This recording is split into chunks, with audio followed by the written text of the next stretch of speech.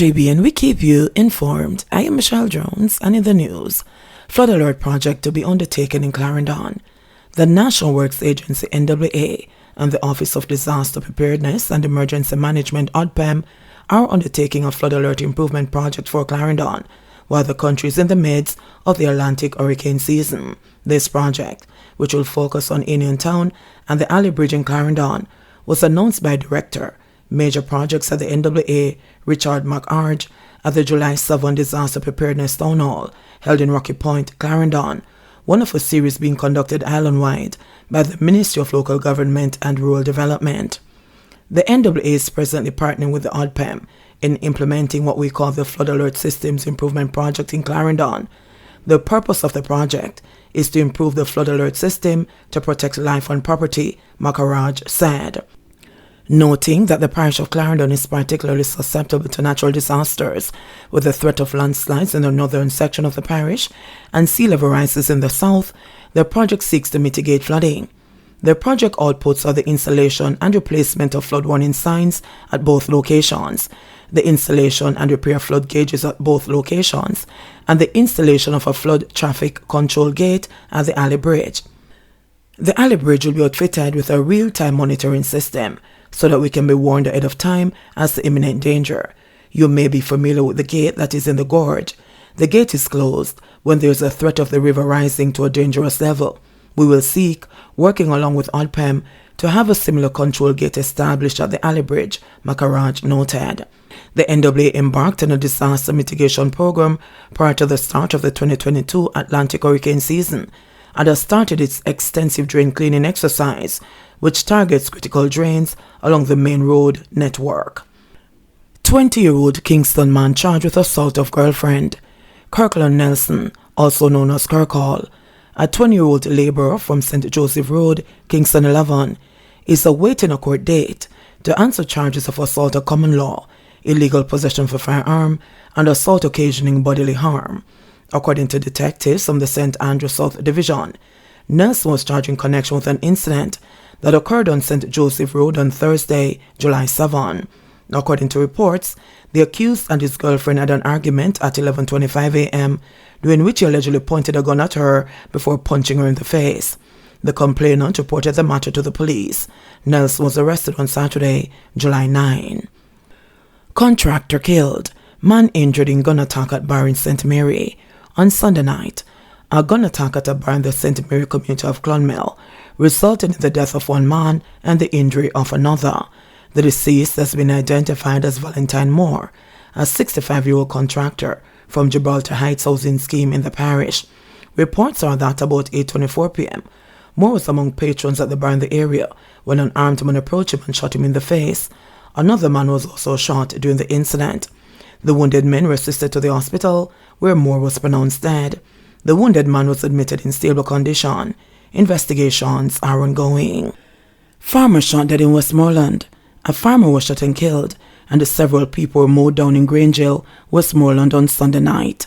The deceased has been identified as 46-year-old Upton Stewart, otherwise called Bogle or Blocks, of Maresfield Mountain in the parish.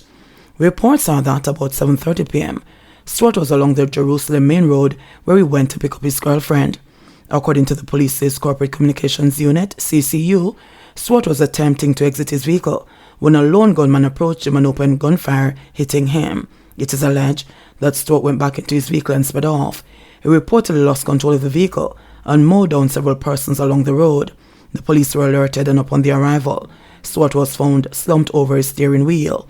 He was taken to the Savlamore Public General Hospital, where he was pronounced dead. The condition of the persons mowed down is not yet known. $40 billion bailout plea for poor. People's National Party PNP President Mark Golding is demanding that the government increase the amount of social spending allocated for low-income groups struggling with a cost of living crisis and spiraling global inflation. He put the price tag of the bailout for Jamaica's poorest at $40 billion. Golding, who was addressing the PNP Women's Movement Conference on Sunday, lambasted the Holness administration for what he describes as minimal support for citizens beleaguered by soaring prices or basic commodities such as fuel and food.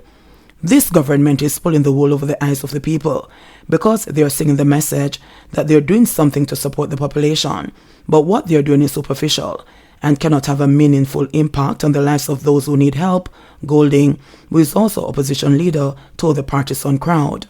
Last Tuesday, Finance and Public Service Minister Dr. Nigel Clark announced in the House of Representatives a welfare package of almost $4 billion to Jamaicans buffeted by rising prices for goods and services. That welfare pledge is in addition to $3.5 billion of support unveiled earlier in March. However, in his remarks, Golding argued that the increase in social spending was far less than the public may realize. What they have announced, really, comrades, is minimal in the scheme of things. The numbers sound big, but don't be fooled by them. They don't even amount to 0.2 of 1%, not even a fifth of 1% of GDP of additional social spending on the people, the PNP president said.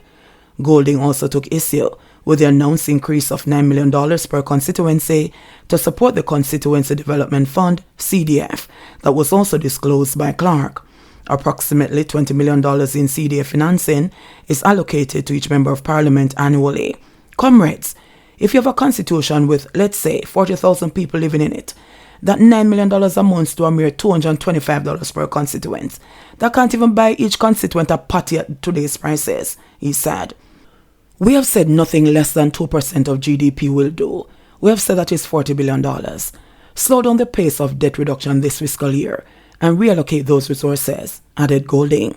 In his view, these resources will be better spent strengthening existing programs such as the Program for Advancement through Health and Education, the National Insurance Scheme, expanding poor relief, and increasing subsidies for farmers for inputs like fertilizer. British Member of Parliament Diane Abbott, who was guest speaker at the conference, endorsed the efforts of the PNP and its leadership as she charged the gathering to be proud of the party's work to improve social conditions for ordinary Jamaicans. She implored Jamaicans to have confidence in the PNP given their track record. The PNP has always been the organization to help Jamaicans pursue the dream, all the way from Norman Manley to now, said Abbott. 110 new COVID-19 cases in Jamaica, one death reported. The Ministry of Health and Wellness reported 110 new COVID-19 cases and one death on Sunday, July 10, bringing the infection total to 144,092 and total deaths to 3,158. The new cases comprise 60 females and 50 males, with ages ranging from 3 months to 88 years. The cases were recorded in Kingston and St. Andrew 28, St. Catherine 27, St. James 12, Westmoreland 7, St. Elizabeth 7, St. Anne 7, Clarendon 5, Manchester 5, St. Thomas 4, St. Mary and Portland 3 each, Hanover and Trelawney 1 each. The deceased is an 89-year-old female from St. Catherine who died in January 2022. Her death was previously listed as under investigation. There were 81 recoveries in the last 24 hours, bringing the total to 91,749. Currently, 98 people are hospitalized, 14 of whom are moderately ill, 4 severely ill, and 1 critically ill. Jamaica's positivity rate for the latest round of testing is 16.4%. And in sports news, girls and 18 crucial clash. Reggae Girls interim head coach Lauren Donaldson is expecting all-round improvement from his players when they square against 8 in their final CONCACAF Women's Championship Group A game today in Mexico, starting at 9 p.m. A place in the 2023 FIFA Women's World Cup in Australia and New Zealand is on the line. Only the top 2 teams in the group will automatically advance to the World Cup. Jamaica, who defeated hosts Mexico 1-0 in their opening game, but lost 5-0 to the United States, are third in the table. They are tied with second place 80 on 3 points, but the French-speaking country has a better goal difference and need only a draw to advance. Jamaica must win to gain an automatic spot to the 2023 World Cup. The third place team will enter an interconfederation playoff. After the demoralizing 5-0 defeat to the US, Donaldson said they have to be better than they were in that match. I'm looking for overall improvement, he told the pre-match press conference in Mexico yesterday. Against the US, we had it tactically planned going in, but we didn't execute, and you can put that down to me. So we have to improve in all areas, from the offense to the attacking third. So in all areas we must be better, he stated. The Asians turned in for a fair performance in their 3-0 loss to the US, a game in which they missed a penalty. They returned to blank Mexico 3-0, and Donald seems well aware of how difficult today's match will be. They are a very fit team and they will not give up. So tactically, we have to get it right and we have to try to exploit certain areas of the field, he said. Coach Coleman backs Parchment for gold in Eugene. Veteran local hurdles coach Fritz Coleman said this year's 110 meters hurdles event at the World Athletics Championships is going to be a pulsating contest, but he's very confident that his charge answer Parchment will come out on top in the event. Parchment, who is the reigning Olympic 110 hurdles champion, has been in immaculate form this season. He is currently the country's #1 hurdler this year with a time of 13.09 seconds. American Devon Allen is the fastest man in the world this year with a time of 12.84. Parchment, who is still seeking his first world title, won a silver medal at the 2015 World Championships. He then finished 8th in the 2017 final in London before missing the 2019 championships due to injuries. According to Coleman, the 32-year-old Parchment, who has been very consistent this season, is very focused and determined to go one better in Eugene, Oregon this year. He is quite confident about his ability to go there and perform well, Coleman said. Coleman pointed out that Parchment was a personal best time of 12.94, has been training quite well going into the event, but he cannot predict the time that he'll run at the championships. I don't want to give any kind of predictions when it comes down to time, because you're talking about an event that is highly technical and an obstacle course, and therefore anything can happen, he said. However, what I can tell you is that it definitely will be running fast, Coleman said. JBN, we keep you informed.